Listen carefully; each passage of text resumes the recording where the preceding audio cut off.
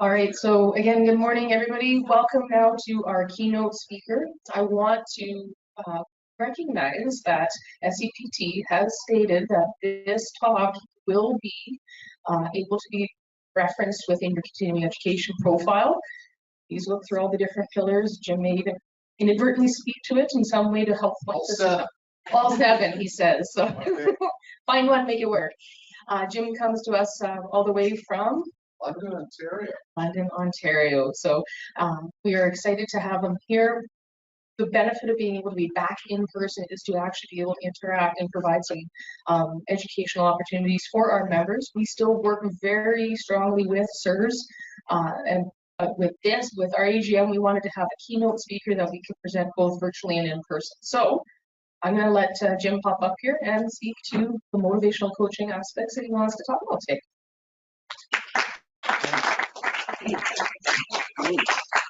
No, I hope you guys don't expect me to stand still at this podium. I'm going to make you work with the camera. I'm half Greek and I use my hands and I move around a lot.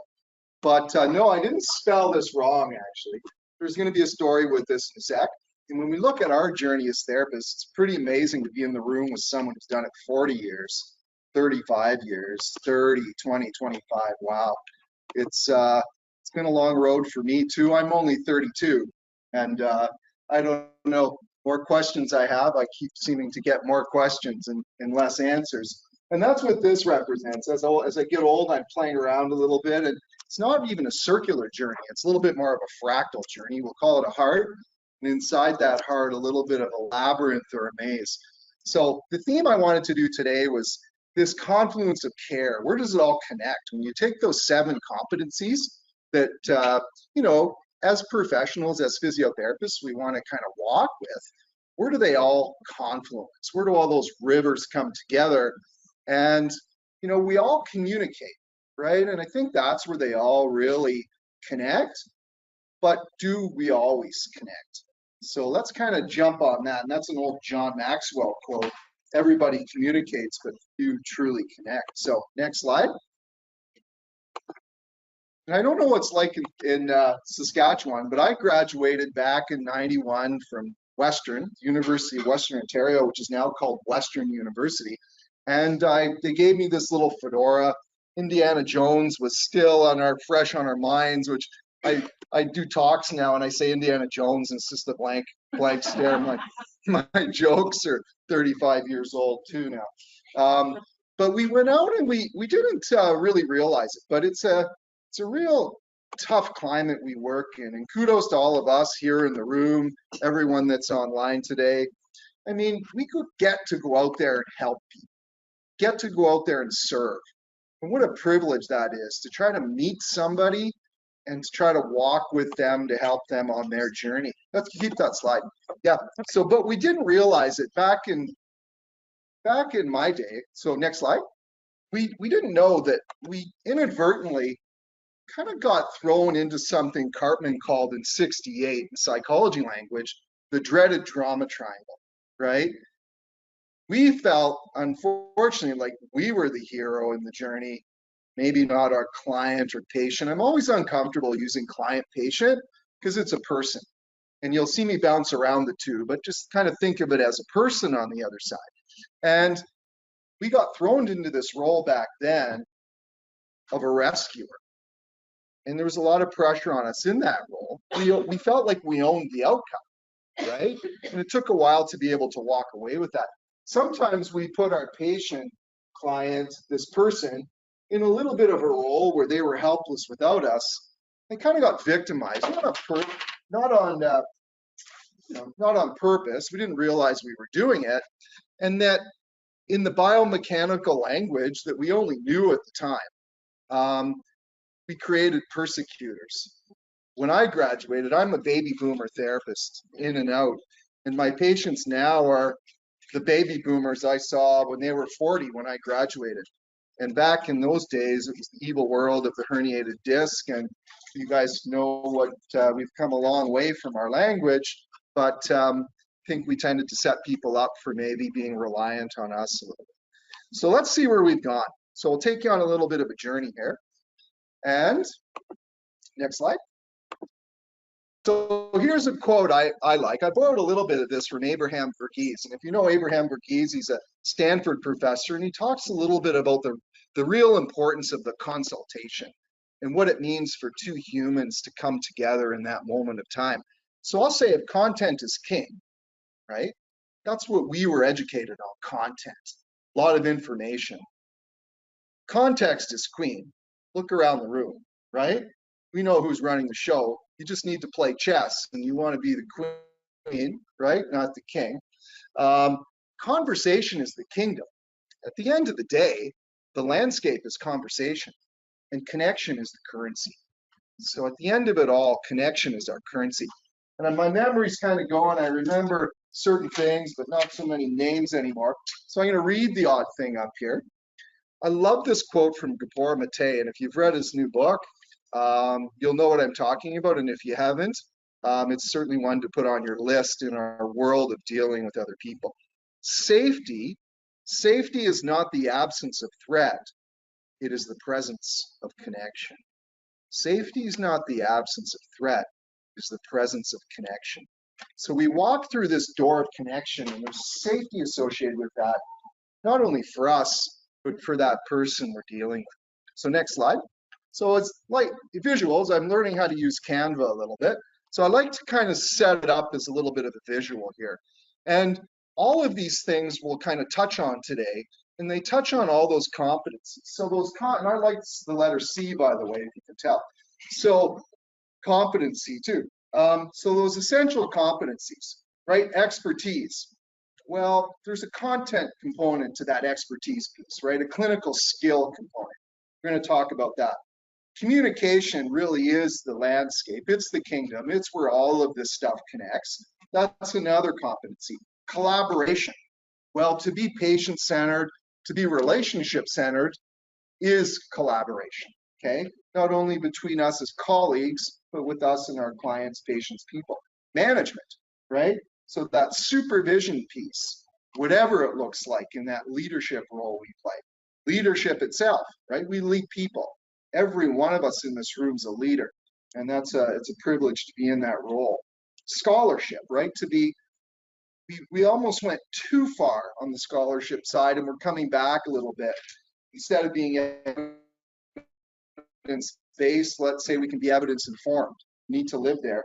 And obviously professionalism, which is kind of a gray area. What does it mean? And I think we almost need to redefine it again. And next slide. But all these 7 competencies, guys will get credit for, because I was talking to the college rep and we worked it all out, okay? So it all counts, okay? And what's really interesting, to go on a little bit of a journey, I was teaching at Western at the time, back in about 2014, and I was teaching a business course to physios. And some studies started to come out, and they were a year or two old by the time they crossed our desk, and we started to kind of say, wow, it was really humbling. For the first time, we saw it in physician literature, but for the first time in our allied health literature, especially as PTs, people went out and asked patients, hey, what do you want from a therapist? What would that look like? And it wasn't in Canada initially, it was Australia out of the work of Julia Hush, but it was really interesting. Next slide. Number 6 was skill. Okay, wow. There I am, not only teaching a business course at Western, but I taught manual therapy. I still teach manual therapy in Canada, and internationally a little bit. So I was like, oh, come on, skill. People are paying me for my skill. That should be number 1, shouldn't it? Skill, number 6. Knowledge, number 5. Wow, right? Not to ever downplay this stuff, and we'll come back to this, but you're paying me for my knowledge. I'm an expert, right? And I need to be an expert. And it was a little bit humbling, okay? And knowledge with Doc Google now is starting to mean something a little bit different, right? And we're all going to be exposed to that. Number 4 was professionalism. It's a competency, but honestly, back in 2014, I probably could have asked 10 different colleagues of mine, and I would have 10 different answers for what professionalism is. Be a bit gray. Well, a friendly attitude was on the billboard at McDonald's, okay? So now it's starting like, okay, I just need a friendly attitude. Don't we always have that? Number 2 is effective communication. Wow. I thought I was giving effective communication and making that kind of work here. And we'll talk about that, right? Because communication, who defines communication? I always thought communication was, hey, I'm going to tell you what to do, you listen. That's communication, right? And I was lucky at the time. I'm a parent of 3 kids, and I knew that wasn't really how it worked. But number one was empathy. And what was crazy, I honestly went home and said to my wife, Kelly, hey, do I have empathy? What is this? It's like sympathy, right? And she goes, yeah, you got to read. She's speech path. She said, you really don't know what empathy is? So I care. I got a friendly attitude. I'm a professional. I have knowledge and skills. I'm not empathy. And everyone's got an empathy tattoo now. It's like we've gone full circle on what that even means. And let's kind of walk through that gate a little bit. Okay, so next slide.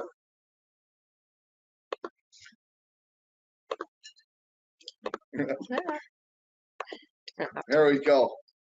And the patients that were surveyed in this study said the value I place upon that clinician, the value I place upon that clinic, value I place on that service is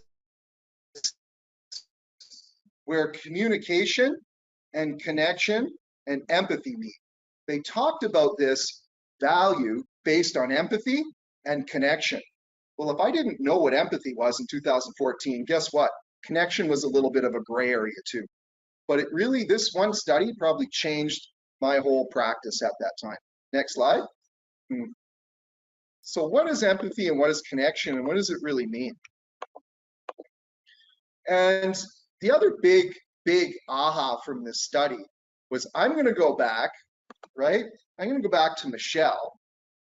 I didn't even get better, but I'm still going to go back to Michelle. I got better if I went to the Arnolds. But if I would go back to that therapist based on this value of connection and empathy ahead of my outcome. And again, that was a little bit humbling for us because we were so outcome driven, and we still are, and we have to be. There was something else to the equation. And the overall value, again, was based on this strength of connection and empathy. So at the time, I thought, hey, I've invested a lot in clinical skill, and I still do. But if people are asking me for empathy and connection, and I really don't know what it is, it's pretty humbling.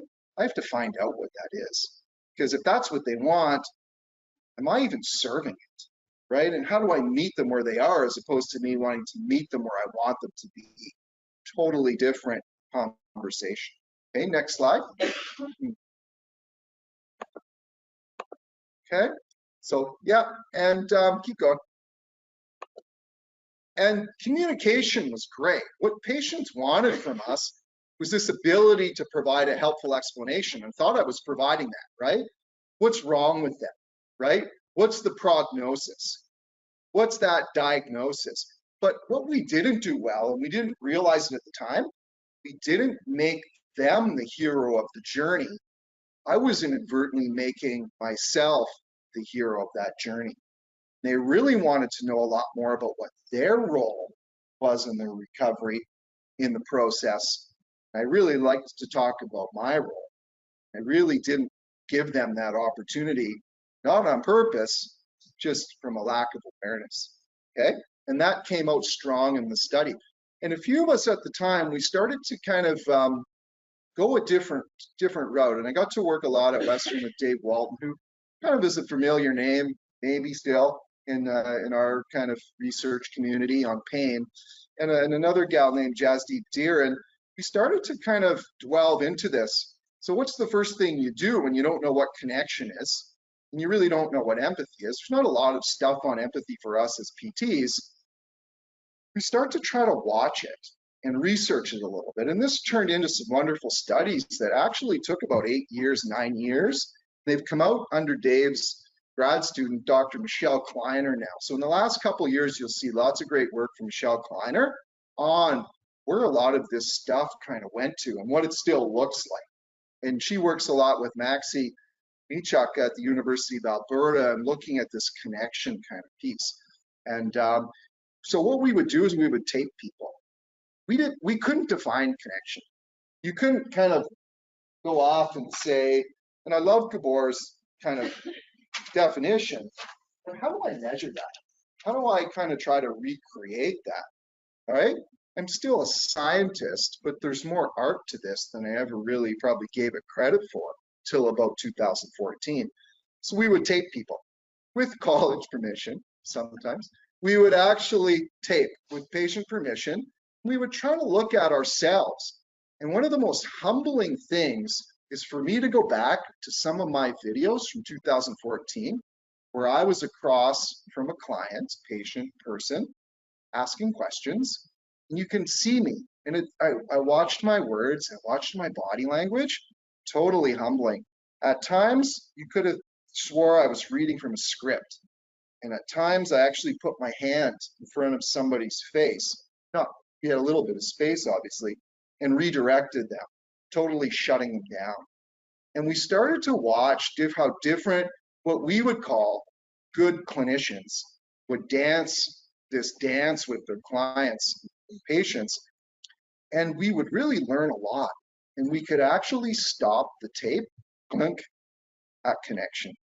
You would see two people start with, the absence of safety at first. And slowly that presence of connection changed body language. Something, unless you stop the tape and look back and it happens so quick, you don't see it. You would actually see two people lean in. You'd see eyes open. You could actually stop the tape if connection occurred. And it was so amazing to be able to watch this. And then we tried to go on a journey, and there's no recipe, but how do we then walk that road, try to connect with another human being, especially in our really challenging world of pain, right? And trying to, navigate someone else's goals and not make them whole. So next slide. So connection is huge. And the single biggest myth in communication is the illusion that it's taken place. How do we even know communication took place, right? We assume a lot. There's lots of checks and balances in that, and we'll talk a little bit about that today. So next slide. I love that George Bernard Shaw quote. And more and more research started to come out to help guide us. And I love these systematic reviews that started to come out. And this one by Mary O'Keefe in 2016, I love because I love graphics, and it's just a beautiful graphic. At 12 o'clock, right, what do patients want from us in our interaction? Well, interpersonal communication skills. Great. Starting to learn more and more that that's important. Okay. Individualized patient-centered care. Okay. Great. Okay. It's never a recipe. Sometimes I make it one. Organizational environmental factors, especially in this new digital era, how easy it is for me to connect not only with you, clinician, but with you, the processes of the clinic, the hospital, the situation, from the first phone call to the email to how I pay or who pays. How's the process, right? And then over here at 9 o'clock is therapist skill, right? Which we want great skill. We want to master our craft, but we can't always master mystery. I don't think we can ever put mystery above mastery. We'll kind of visit that a little bit. And I'll call 12 o'clock and 3 o'clock care. I like C's, the bottom, customer service, right? And then we'll talk 9 o'clock as clinical skill. And so I'll say if there was an equation, here's the magic. It's 2 parts care, 1 part customer service, 1 part clinical skill. But the care is a skill too. We could argue everything on there is a skill. And sometimes we've hindered ourselves by calling some of these things soft skills, right? And hard skills, hard being science, soft being more social science. But I would argue with all of it that these so-called soft skills might actually be the hard skills, and I'll call them the power skills on what really drives a relationship forward. Next slide. Okay, and then study after study after study after study started to come out, really became a popular thing. And we would see these amazing therapists who were totally biomechanical, scientists and clinicians start to flip and start to see a totally different outcome based on that. Again, it's empathy and communication. We're always at the top of the list, empathy, right? But again, to really be listened to, reassurance, collaboration, validation and understanding, right? To be asked expectations, to be involved in their own care, given more resources, a clearer agenda, and a more flexible plan. These are the things that come out. And I'll make sure everyone gets a copy of this that we'll share it. Feel free to kind of, okay, pass that out to everyone who's online and here. And again, more and more has come out, but if you break them down, next slide, it always comes back to two things. We can turn all of this into two things, right? Therapeutic alliance, right, which is getting popular, wasn't even a term we used in the physio world till about 14. It's a psychology nursing term, huge, little bit of physician, but we've really dwelled into this now, huge. And autonomy. So patients wanted some sense of their own control. They wanted to drive the process. They didn't want a prescription. They wanted an agreement. We only knew how to give prescriptions. And they wanted to be part of a team. So they want an agreement that they're part of, and they want to be part of the team. They want to have a little more control than we ever thought, okay? Right, I thought I was the hero and the expert, but we're both the heroes, okay? Mostly that. Next slide.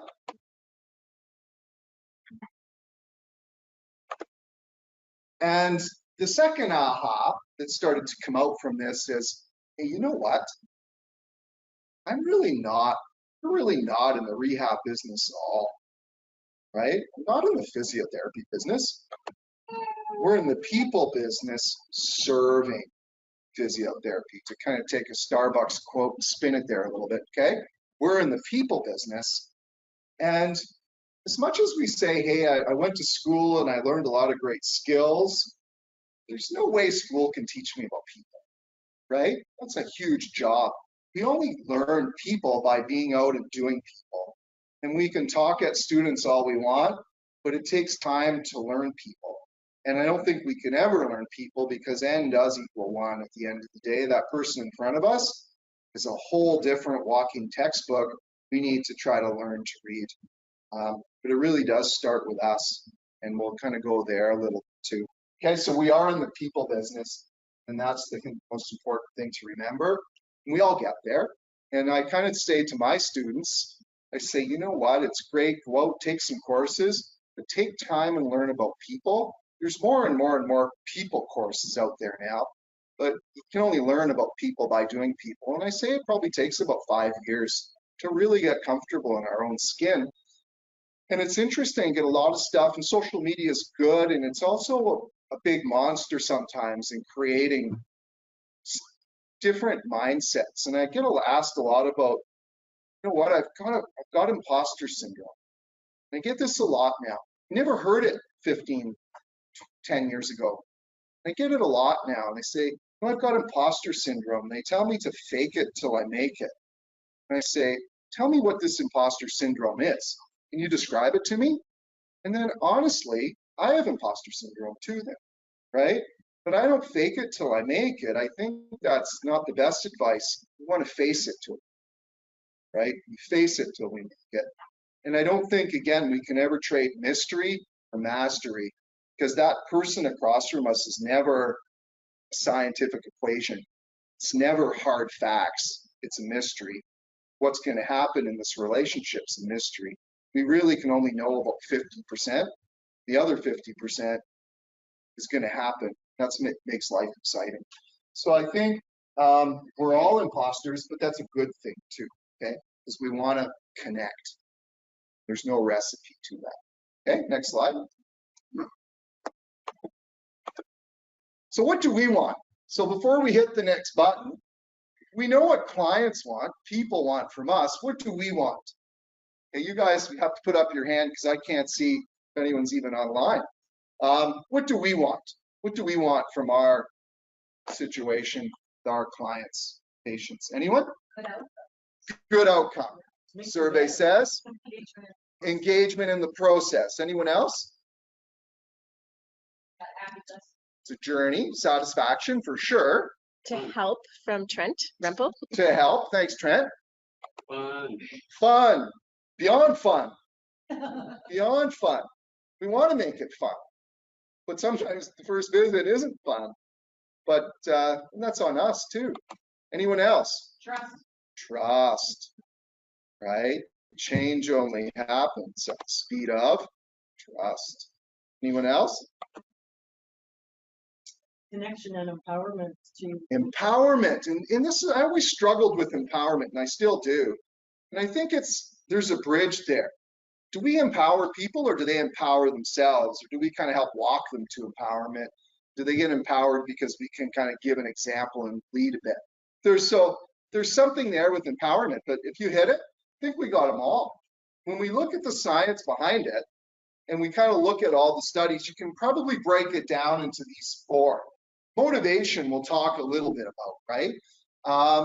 But adherence, when I graduated, it was called compliance, and if someone didn't get better, either I was a bad therapist or they were non-compliant. There was only like a yes and no scenario in that. We'll call it adherence now. We'll talk about that. Empowerment, for sure, that engagement piece, which really, empowerment and motivation are siblings. They're going to walk together in this process. They may even be the same thing. And obviously outcomes. The clients want good outcomes. We want good outcomes. We want to see people meet their goals, right? So those are the big four. But next slide.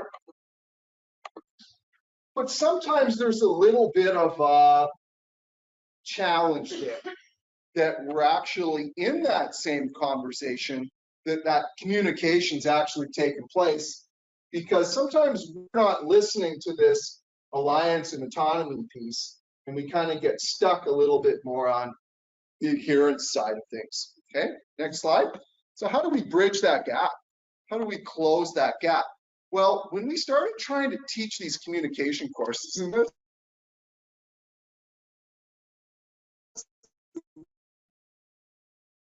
thing, I can put up a manual therapy course next week, and I'll have 20 people. I try to teach these communication courses, and 3 of us would show up for 3 people, and it would be this great one-on-one experience.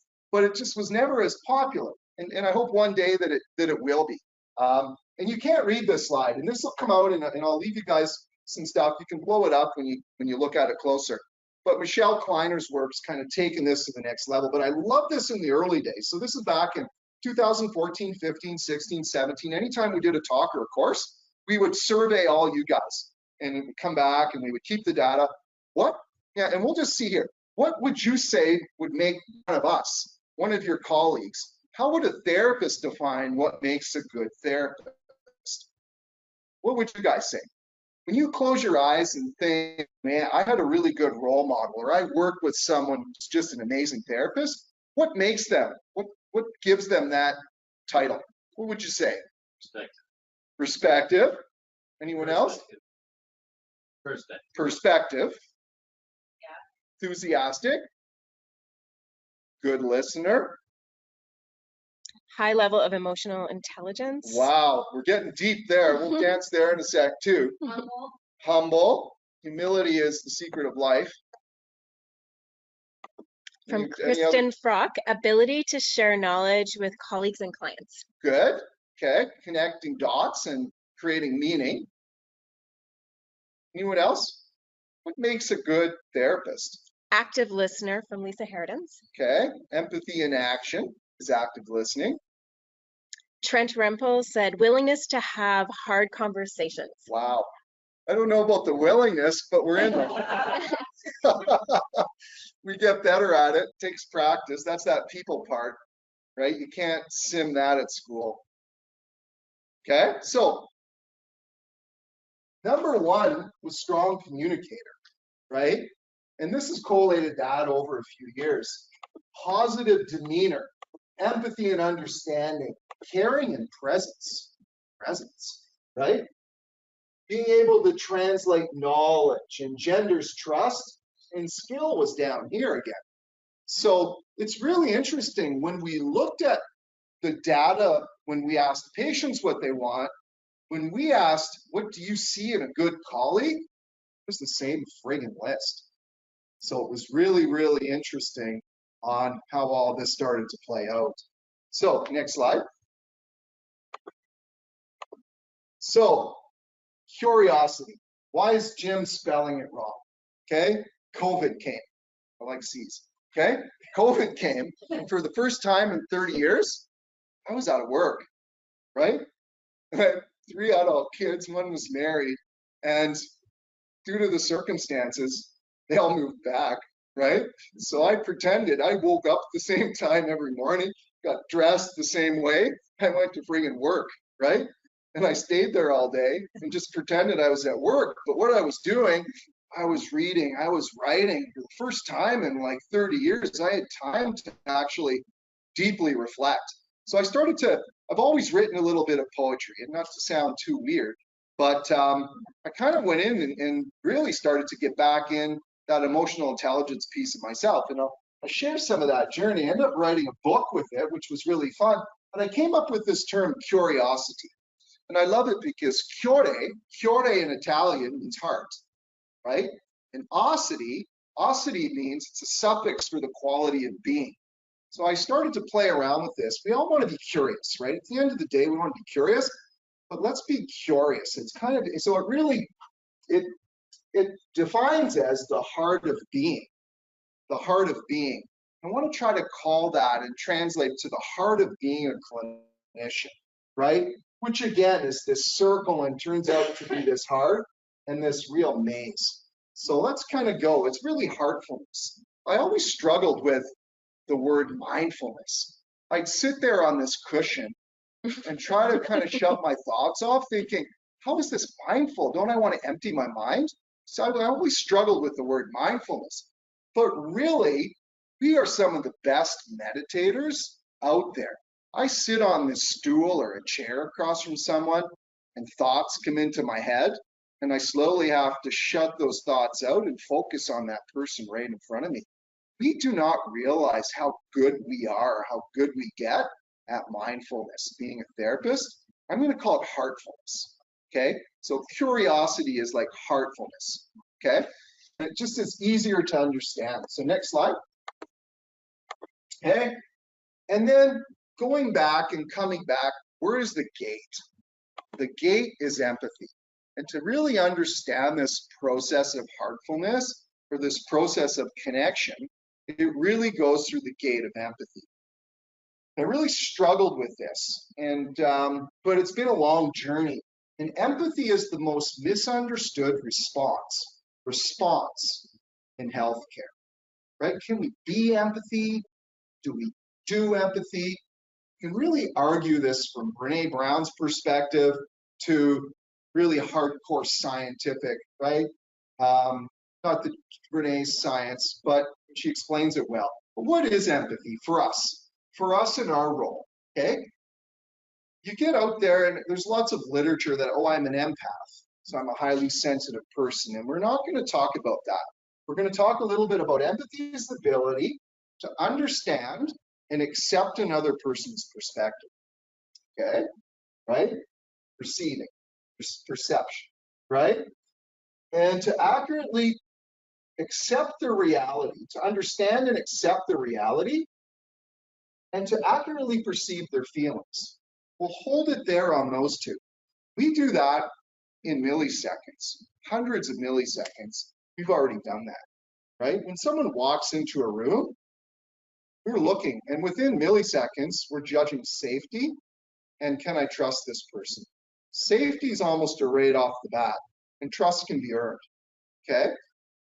And empathy is really interesting because you look at the physician research, and they've got tough jobs. They deal with life and death a little more than us. You look at med students and they come in through the door of med school, they score off the chart in empathy, right? After their 3rd year clerkship, it's pretty bad. It's actually not great, right?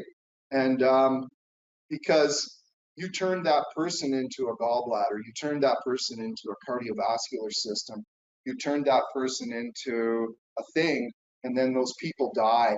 You start to kind of put on a little bit of armor. And the most ridiculous thing is this round the clock 24-hour stuff where people don't sleep, right? How can, and we know from the research now, if we're anxious and we're stressed and we're not taking good care of ourselves, our ability to connect and our empathy scores ourselves go way down. And Helen Reese out of Harvard University does a lot of training with physicians. And she uses the work of a guy, Paul Ekman. And Ekman was this social science student in the 70s, traveled the world. And he went to, Western civilization, Eastern civilization. He went to the jungles of Papua New Guinea, and he looked at how people interacted. And he kind of came up with 7 basic emotions, or 7 basic facial expressions where you could read it. The first language we ever spoke was facial expressions. We could have our mom, probably after about 3 weeks old, she's got his mom wrapped around her finger, right? As a baby, we knew our facial expressions down pat, right? We spoke body language down pat, and we forget that happens without us even thinking about it. Now, Helen Barrett Feldman, a Canadian who's now in Boston, or Lisa Barrett Feldman, will argue that a little bit differently. It's nice to watch Ekman versus Feldman kind of play out a little bit on where emotions come from. But bottom line, we do number 1 and 2 really well, but what we don't do, we don't communicate our understanding of that emotion with the other person involved. That's the secret sauce. That's the psychological hug. This is what defines validation. This is what people want when they say, I want it.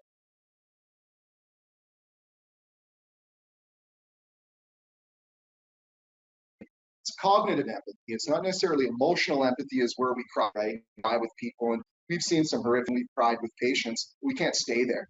We can't serve there. And if you look at the brain scans of people who serve really well, they stay in empathy, but then they go to compassion. Compassion is the verb of empathy, but you have to go through the door of empathy to get to compassion. You can't stay in empathy, or else we'll have emotional exhaustion, some burnout too. And that's what happens in some healthcare professions, a little bit more than ours. And some of us too have experienced that based on our work environment, our own situation. Okay, so next slide. Empathy is huge. So it's that reflecting piece of that response. And when you look at physicians, they give physicians, and this study's been replicated a bunch of times, if you take 10 people and give these physicians an empathy opportunity, only 3 docs take it. Only 3 docs meet people where they are. 3 docs just try to reassure. Beautiful, human, it's sympathy, but sympathy is not a psychological hug. And 4 docs try to answer with facts, which you just lose somebody, so you're not making that connection. So empathy is meeting someone where they are. You don't even have to agree with them. You don't have to like it, but it's meeting someone where they are, not where we want them to be. We want to get there. We have to meet them where they are. So empathy is not really walking in someone's shoes. We hear empathy is walking in another's shoes. You can never do it, right? You can't walk in someone else's shoes. You've never lived it. Yes, my pet may have died, but it's a totally different experience if someone else's pet dies. First, you must remove your own. I love this Scott Cook quote. So empathy is not walking in another's shoes. First, you must take your own off. It's that total suspension of judgment, which is really hard to do, okay? That will be what I learn. When I get illuminated, whatever that is or whatever it looks like, one day I leave this world, maybe I won't judge it, but it's a long journey to get, okay? So next slide. So don't answer feelings with facts. And we're really good at that. We want to help people get better. And sometimes we're really quick to say no, but. And if anyone's done improv, part of actually training connection and communication, improv's wonderful, right? Because you really learn to say no, but. If I said no, but in improv, I kill the scene. I'm not talking about like entertainment improv, but there's lots of little skits and little things you can do just to improve communication. And it's always yes and. You always take that information, not judge it, just say yes and. And so building on someone's perspective as opposed to shutting them down, okay? And like graduated loading or gradual loading of a tendon, there's also graduated loading in a relationship. If you know somebody's story is unhealthy for them, we can't call them on that day one. We've got to slowly try to load it so that they can start to see and have a bit of a aha moment themselves. And slowly, when people trip over the truth that has to become their truth, they kind of start to change. Okay, so we are in the change business, but I think the biggest thing I've ever learned, yep, next slide, was that empathy and understanding must precede advice. Okay, if you think that's important in the clinic, try it at home, right? It's huge. Empathy and understanding must precede advice. Okay, so sometimes we jump to here too quick, but by leading with empathy and meeting someone where they are, they can actually listen to our advice when you look at the studies. If we start with advice and we haven't met them where they are, they don't hear our advice. It's really interesting. Their lens just has not allowed them in their prefrontal cortex to even connect. Okay, so that's a huge one. Okay, next slide. So answer feelings with feelings. And it's really hard to do. And how we learn to do it, we don't have to be right. This is the most beautiful thing. So I really started to, my default is just listening to somebody, being across from them, trying to suspend judgment in my heartfulness meditation, and just listening for the pauses. When I was a young therapist, oh gosh, the pauses would be like 1 second felt like 10 minutes. I'd be looking around and I'd have to feel the pause. Now the pause is just beautiful. I don't say anything. I just sit and just listen, looking at the body language, looking for leaning in. It's not there. Just trying to really be a really good listener and talk about that. But answering feelings with feelings is huge. And it's not you are mad or you are angry. We've got to watch the pronouns. But it sounds like you're frustrated, right? It seems like you're really upset about this. Half the time I was wrong. Half the time I was like, oh, what if I don't get this right? Half the time they'd say, no, Jim, I'm not frustrated. I'm really angry here. Nothing for me to say, but just listen. And you really meet someone where they are, and they're not really used to having that in our context as much. They don't really get a chance. A lot of people are just waiting to be told what to do rather than given permission to tell their story. And often we think we're telling stories, but our stories are actually telling us. It's really interesting to meet people where their beliefs and expectations are, and seeing how sometimes they can be stuck or ambivalent or stuck in that little bit of a rut. And then our job is to try to help them walk away from that change. Okay, so answer feelings with feelings. Give people an opportunity. We don't even have to get it right. It's just giving them permission to tell their whole story. Okay? Yeah. And I love, again, circles, widening circles. So the gate is empathy. And through empathy, we can get to connection, acceptance. I love this because it spells care. How we respond, it's a response, it's empowerment. But it goes through all of this rapport and like. And no one's going to follow us if they don't trust us. But the thing is, it really starts with our values and our biases. I really have to know myself. Can't give away what I don't already have, right? How do I get there? That's that beautiful emotional intelligence piece. But it goes through their expectations and their goals, and it just goes around. It's like the layers of an onion. We've got to know ourselves to know others. We have to know our own social style. We have to be psychologically informed. We need to know how to lead.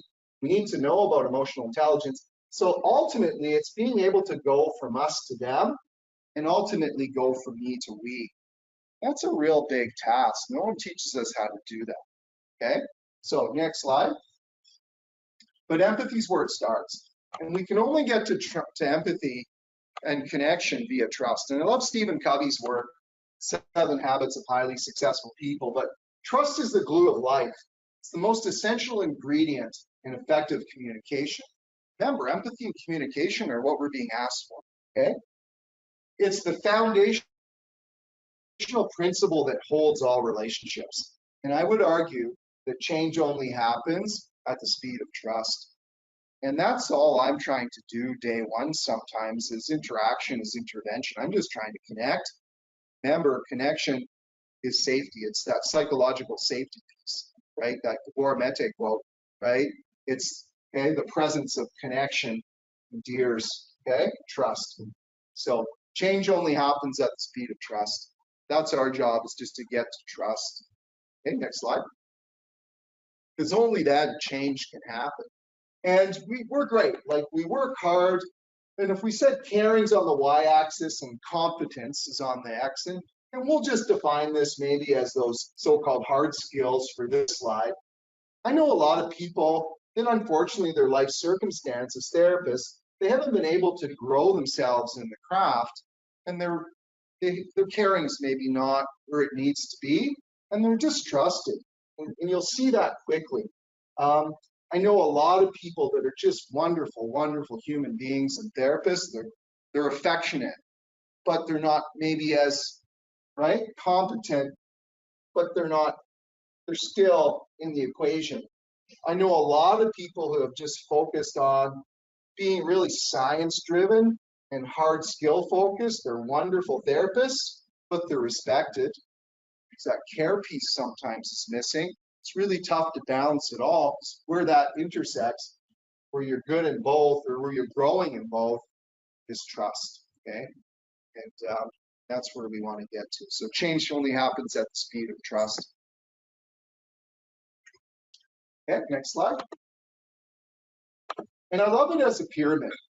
So there's always this rapport piece, right? Someone walks in the door, and we're trying to connect, because if you like somebody, it's easier to work with somebody, and that goes both ways for us and the client. Then it's this empathy, right? Which, so rapport is I see you, empathy is I accept you. A lot of people feel judged, right? It's a real judgy world. But here's the dichotomy here, here's the trick. You have to ask to hear. Makes sense, right? I have to ask good questions to really hear someone. I have to ask to listen. I don't have to listen to ask. I have to ask to listen. If you look at the work of narrative medicine, it's really wonderful. So John Lawner is probably the leader of narrative medicine, and he really talks about we ask to listen versus listen and ask. We ask then listen versus listen and ask, because it's our questions and the questions we ask coming through the gate of empathy that allows someone to actually speak, for us to truly hear them, for us to truly get them. And when we climb these stairs, people will feel like we're with them, right? We're with them. We've got their back. Ultimately, you know, we work for the patient. We don't work for the funder. We work for that patient. That's a conversation that has to happen day one, right? And that's trust. Okay, so I see you, I get you, I accept you, right? All of that, I hear you, that's validation. Validation drives trust. And that's connection. And we really flip it. We're really good at saying, hey, you know, what's the matter with you? We often start that way, not with that tone, but we often say, what's the matter? I hear you're here because of your knee. What's the matter with your knee? Well, I just made it about a knee, right? Let's flip that. And if we flip that story from what's the matter with you to what matters to you, it's a couple different words. It takes 1 or 2 more minutes, but it changes the whole relationship, okay? So what matters to you? And that's what drives connection. And next slide. Business of business is relationships. Business of life is human connection, okay? Business of life is human connection. Next slide. So let's flip the script. Let's take that script I learned in 1991 and say, where should it be now in 2023? Okay, and where do I want to get to? Well, we talked about that dreaded drama triangle where I need to rescue myself from being the rescuer. It's not my journey. I'm not the hero. And what really changed for me is I don't own the outcome.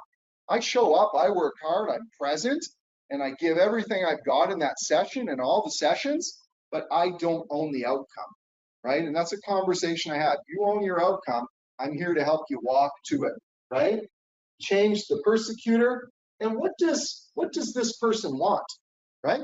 They want autonomy and they want to be part of a team. So what does that look like? How do we flip that? Okay. So we flip it this way. Take that triangle, change our hat. We're all people of many hats, okay? So we'll flip it.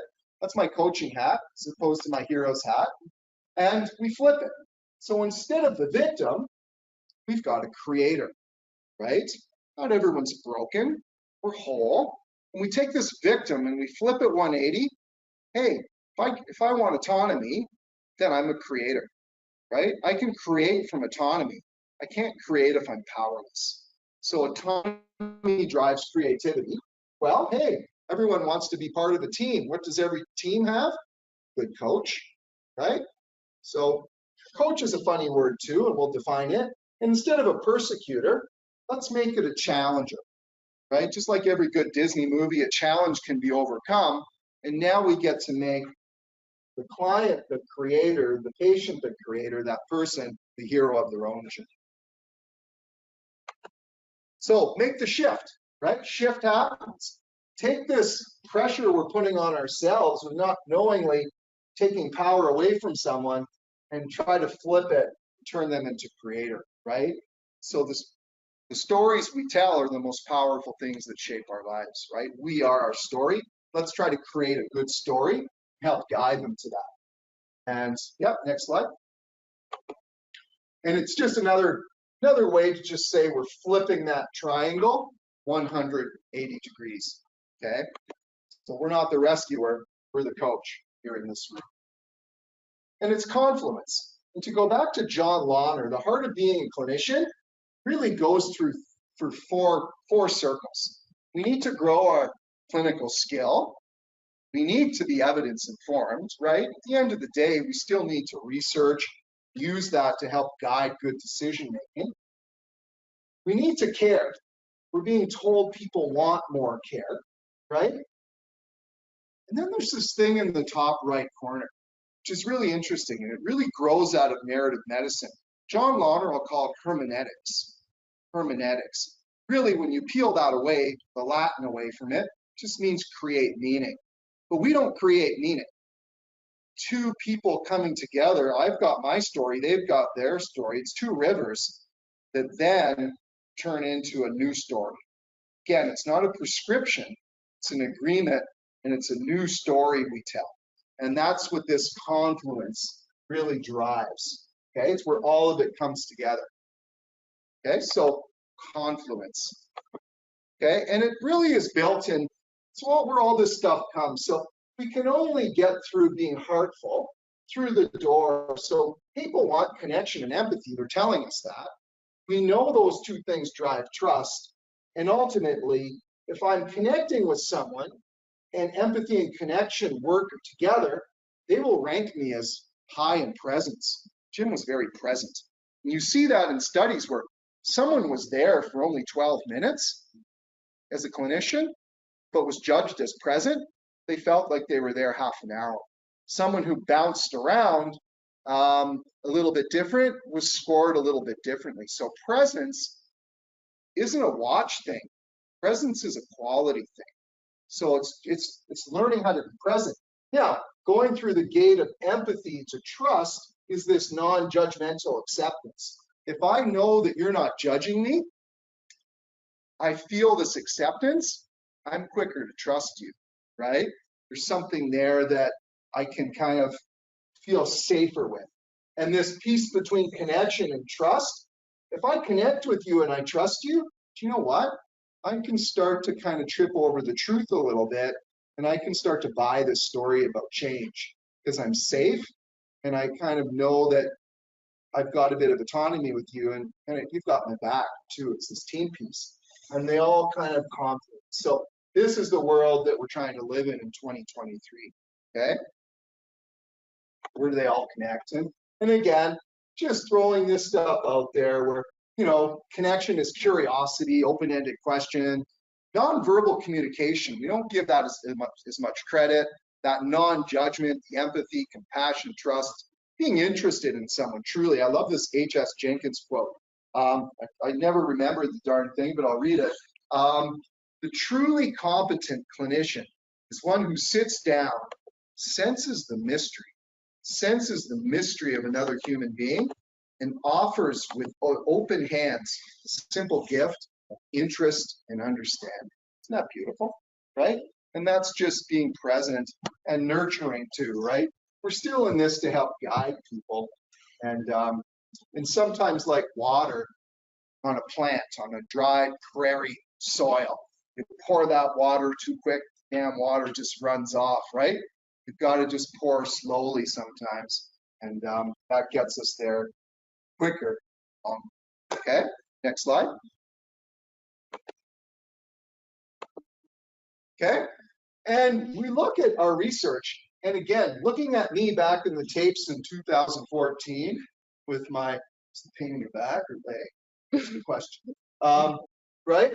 Interrupting within 18 seconds, redirecting it back to not letting people tell their story. And if you look at our colleagues who do this well, it's more talking than it is fiddly stuff day one. A lot can be heard from that subjective, that talking portion as a part to the testing. As a new grad, we have to do 10,000 tests because that's how we learn which ones maybe are better than others in that situation. But more and more and more, the more we do this, the more we listen as opposed to talk, and the more that we're present.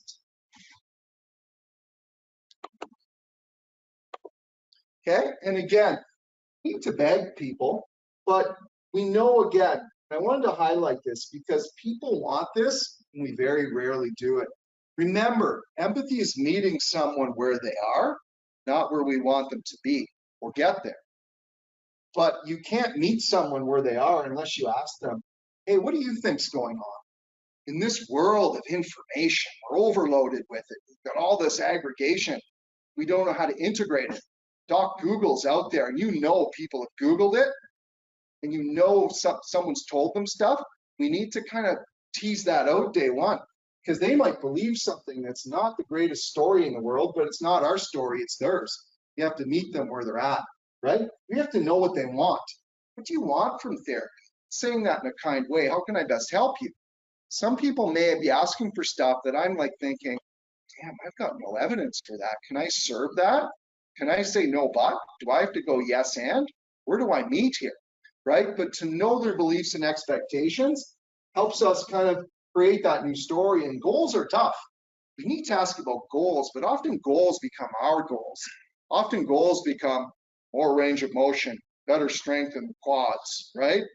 You know, better get up and go test instead of playing with grandchild on floor, right? We need to mine deeper, and good questions allow us to listen more. Going through empathy allows us to truly get at someone's real why, not our why. And then get on with our usual stuff. We do it well. And motivation's the key, right? Next slide. These are just steep steps in Whitehorse that I don't want to ever climb again. But motivation's the key. And a lovely, if you know Emma Stokes, she's just wonderful. She used to be the president of the World Congress of Physiotherapy, and she did a study in 14, and I just love it. We're change agents. Possessing the knowledge and skills to facilitate behavior change, right, must be viewed as a clinical competency for contemporary physiotherapy. And where would we put that on that competency list? Expert, right? Leadership. We need to be able to kind of help people with change. Probably goes through communication, collaboration, goes through all those competencies. Let's be honest, professionalism to boot. Okay, so next slide. We need to know about how to do behavior change. Now, I'm not a psychologist. I'm not pretending to be one, but I'm going to meet people at those emotions. And if it's outside of my scope, I'm referring on. Okay, I'm going to first to do that.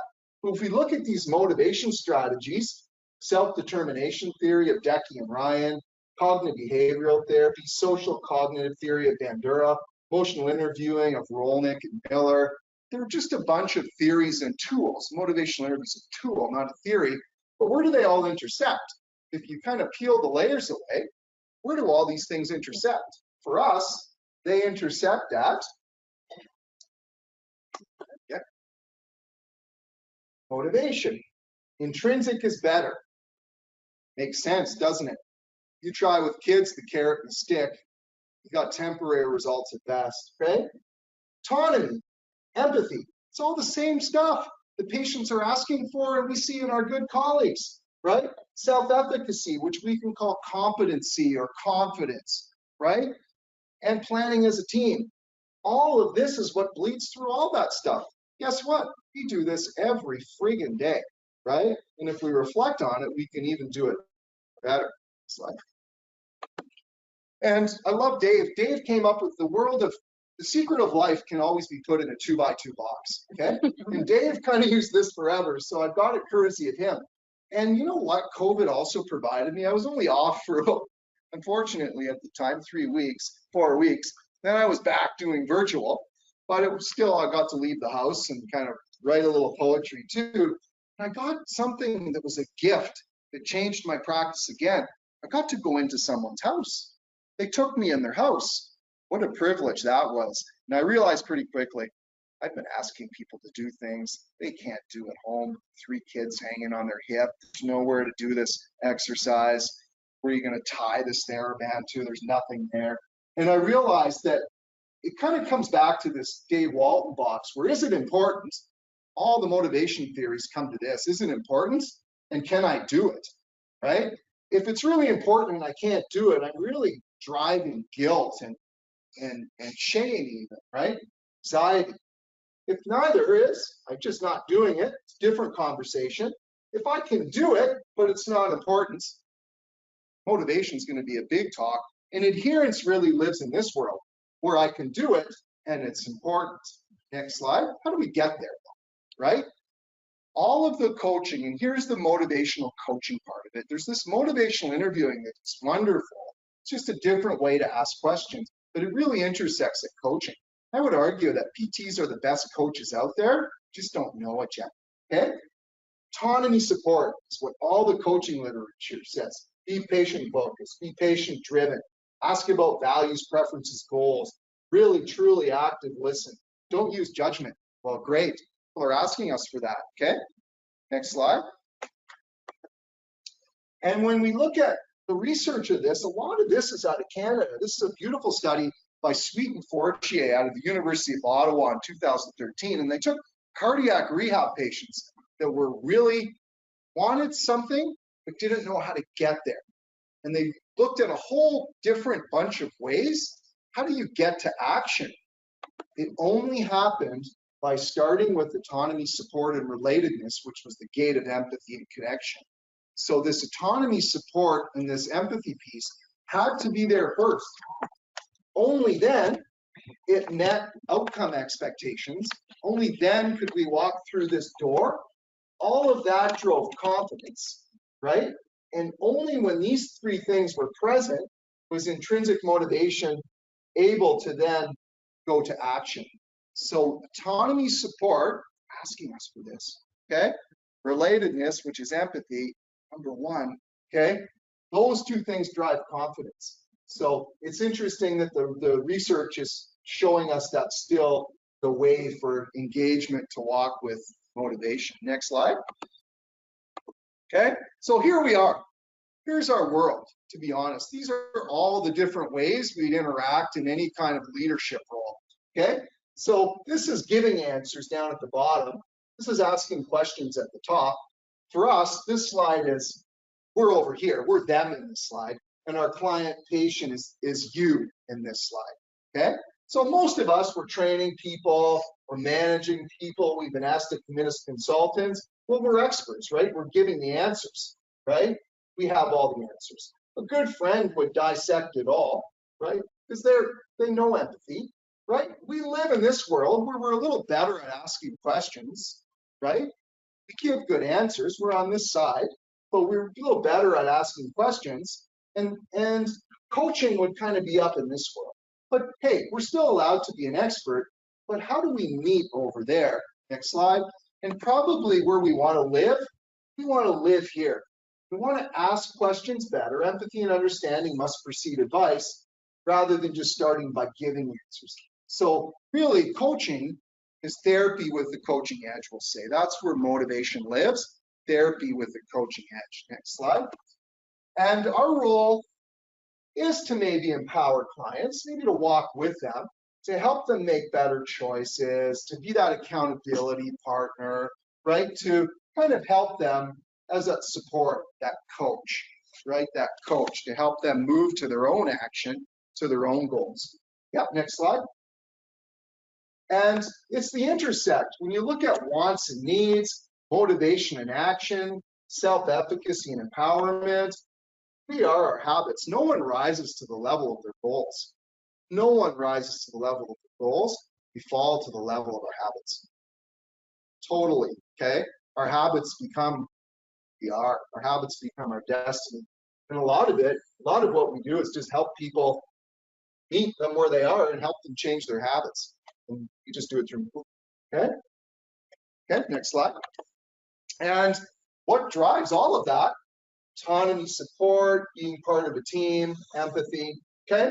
Really drives that confidence and that adherence piece, okay? So coaching has all the ingredients to motivation and is the vehicle to adherence, okay? So taking some coaching courses as a therapist, you'll be the top of the class. I got to show up at some of these in Toronto, and it was really fun because they're so close to what we do. It's just changing the glasses just a little bit, and we're right there with this. And I think it'll make us better therapists. It helps us just see it a little bit better. Okay, and you guys can use this as resource, but there's tons of different ways to keep that. Yep. Yeah, that slide's good. Yep, the yellow one's good. Okay, and again, we'll call it motivational coaching. And if you ever want a great course, you can write this down. It's by the Monarch. I'm biased. It's London, Ontario. It's 2 professors from Western, 1 retired, Don Morrow and Jennifer Irwin. They've taken motivational interviewing, combined it with coaching, and they've done 20 years of studies on it. It's just been a study factory at Western, and they've combined coaching with motivational interviewing, and the results are just phenomenal, from helping people with eating disorders to helping people lose weight to just helping people with pain. It's a really nice fit, but it still goes through those same doors: empathy, trust, connection. No matter what you read, those are the pillars. And we just saw that even in the Sweet and Fortier study. Those are the same things that tap into intrinsic motivation. Okay, so that's the heart of being a clinician. I wrote a nice little series on the 7 habits of a successful therapist. And we've been talking about them a whole lot, but now we get to switch it back to us. We can really only give away, like I said, what we have. So we really have to start by knowing ourselves, right? What are my biases? I'm a human being. I judge without even knowing I judge. I've got values that my parents put on me that are hard for me to still peel away, right? And to know myself is huge. We have to always start there. That's emotional intelligence right off the, okay? At the Oracle of Delphi in Greece, the first thing was know thyself, right? Know thyself. Grow thyself. We have a beautiful profession. Information changes, research changes, we change every friggin' day. So to meet yourself in the morning every day, we're a new person, we've got to keep growing. With no disrespect, I know some colleagues that have had a different life than me. I've been lucky, and they've been unable to grow every year. And some people have done 31 years over. They've done first year over 31 times. And, you know, to continue to grow is, I think, part of what makes us kind of be able to meet people where they are, growing ourselves. Empathy, connection, trust, can't say more about that. Confluence, creating meaning, helping drive those 2 stories together. There's this thing called grit. If you look at the work by Angela Duckworth and Carol Dweck, it's just amazing. Well, what's grit? Put my own spin on grit. This is my acronym. Grit is growth mindset, first and foremost, for us. For us to protect ourselves, right? To not be anxious, to be able to really show up for other people, we have to show up for ourselves first. We can talk about growth mindset. We'll talk about resilience a lot as we wrap up here. Intentionality is just knowing what I wake up for every day. And we've got so much information, but we know from the literature it's transformation that continues to help us to grow. And if you look at the study of the year for me in COVID was Golnaz Tabibnia out of California. And she had this article called The Neuroscience of Resilience. Wow, it just validated me as a human being and me as a clinician.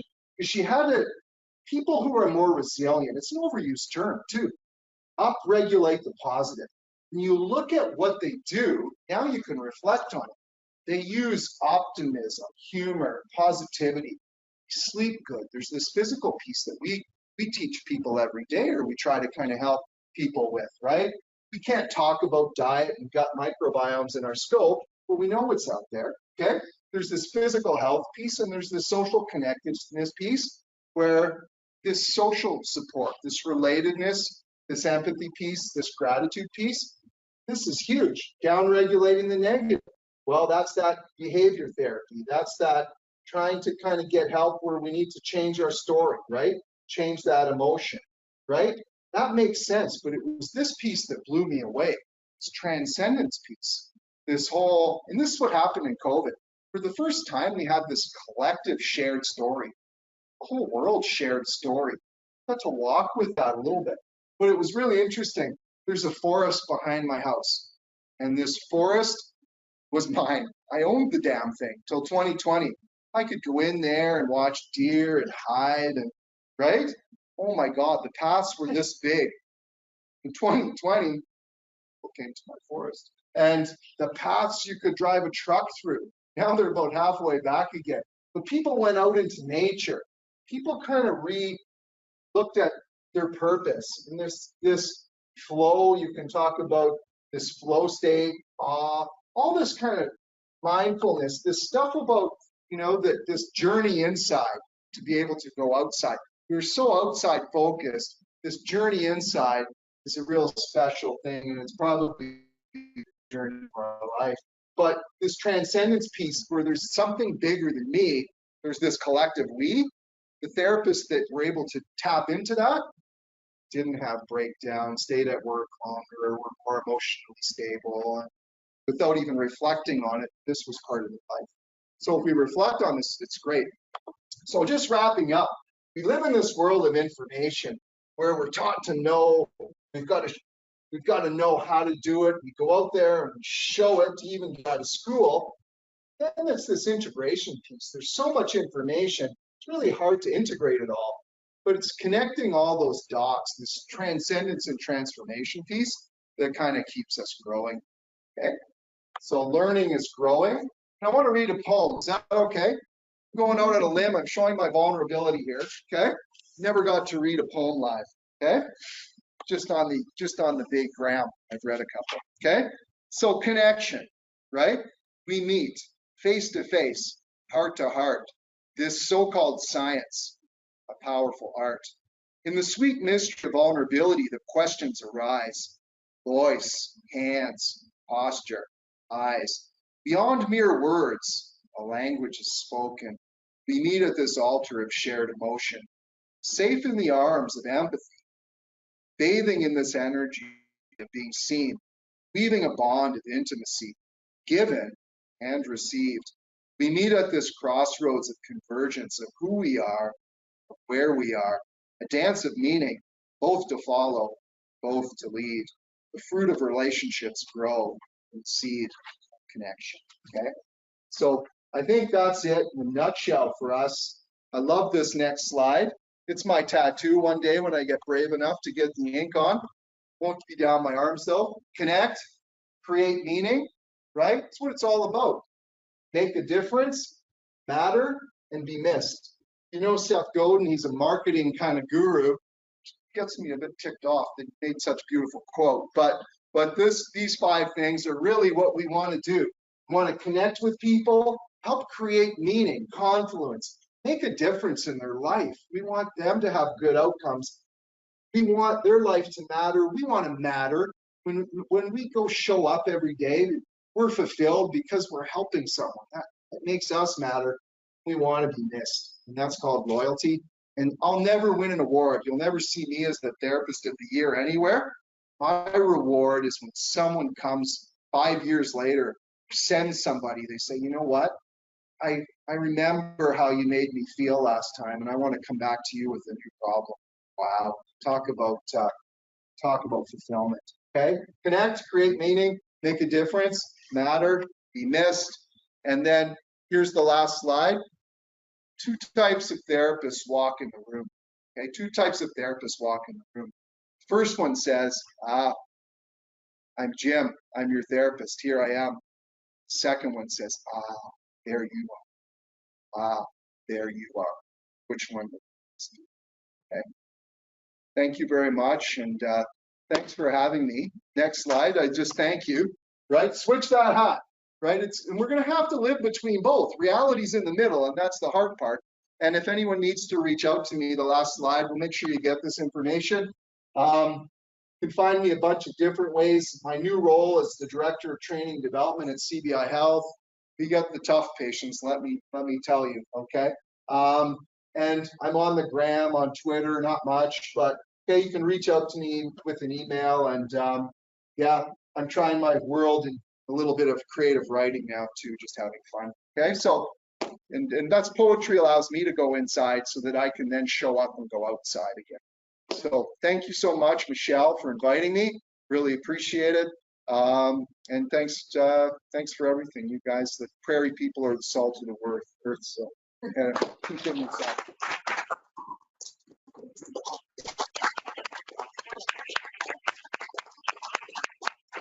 Is that too long? Is it still on? I went a bit long. Thanks for your patience. Well, I think we can tell just your enthusiasm in this topic, and I think speak for everyone just to say a huge thank you for you to make the trek out here, be part of our AGM and our keynote. There's probably too many takeaways to just start like speaking to them. I think the one for me though is the yes and. How many therapists are comfortable saying yes and then sitting silently before wanting to try and fill it with more things because now nothing's happening? That is an art that needs to be taught, right?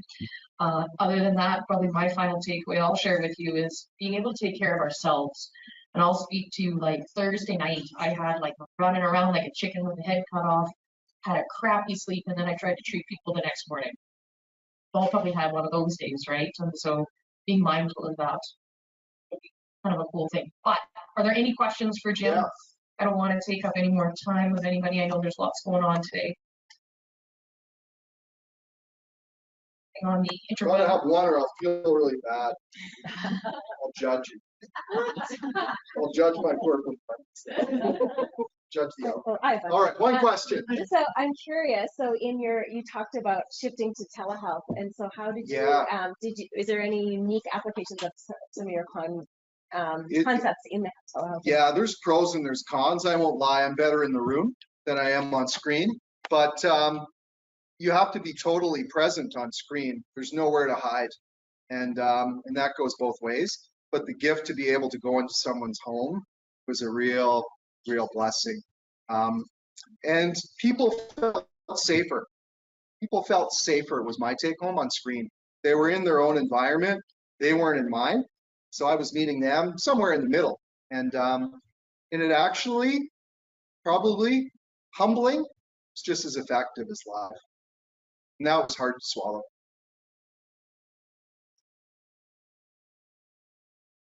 Yeah, please. Well, just I guess the connection though between in person and online, like there's a huge difference there. Right. Talk about that? And it doesn't have to be one or the other. And that's what I found home, and that's what I took home. Right. For me to be able to do what I do with my population, I probably am better live to be able to, for me to feel safe, to guide someone, to put my hands on them, to touch, to be able to meet them there, right? I think I did a little better presence, maybe, and their safety. So what I found is that sometimes that initial assessment of just meeting someone was better to happen virtually. Then I brought them in, saw them live, was able to follow up then in a blended way that worked best for them based on geography and what was happening in their life. So reality might be somewhere obviously in the middle. I don't think it's black or white. I probably think in my company, we're back to 99.9% live and not as much virtually. But we've got some therapists in Prince Albert that they support the North, and it's all virtual. And without that, we've lost. So it's a blessing. Thank you.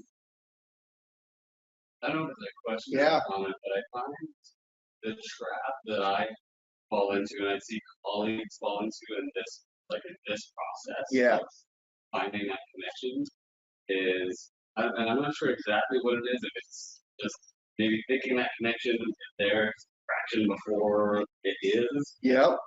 Letting my enthusiasm for finding the way forward with this person get the better of me, and then I sort of lose and have to make up ground because I'm so ready to take the next step with them, and they might not quite be there yet. Yeah. And I think that's all of us, right? I still talk over people. I'm excited the same way, thinking, I know what this is. I know what you can do, but I have to give them time. I haven't met them where they are. And perfect example, one of my colleagues got called up on the college. And I've kind of, and one of our other colleagues is in charge of all the complaints. And so it was a real difficult place to be, 3 guys in the same clinic. And all he did, someone came in, they were really, really distraught. And he's a really good human being. He reached across, put his hand on her knee and said, "You're going to be okay." He didn't earn the touch. He hadn't spent the time. He hadn't responded. He hadn't met her as a person before trying to reassure her. That crossed that personal line. Didn't turn into anything more than don't do that again. But it really, to earn that trust is a process. And I think we jump a little bit too quick sometimes. So.